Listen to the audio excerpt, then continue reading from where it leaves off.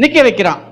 ஒரு பக்கம் என்ன செய்யறாரு, ரீசாய் போயிட்டு எல்லாருக்கிட்ட சாப்பாடு செய்யுங்க, பிரியாணி பண்ணுங்க, எனக்கு ஊழியக்காரர் நல்லா பிரியாணி கொடுக்கணும், நம்ம வீட்டில் நம்ம யார் நம்மளுக்கு கெத்து காட்டணும்னு சொல்லி அவர் சொல்றாரு.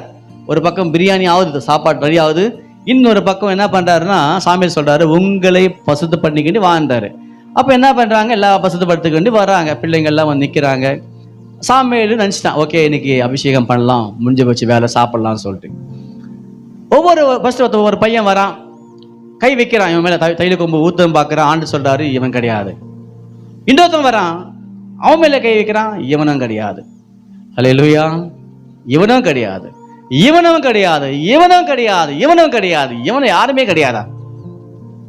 அப்ப சாமியார் கேட்கிறான், உன் பிள்ளைகள் எவ்வளவுதான்? டவுட் வருது சாமியாருக்கு.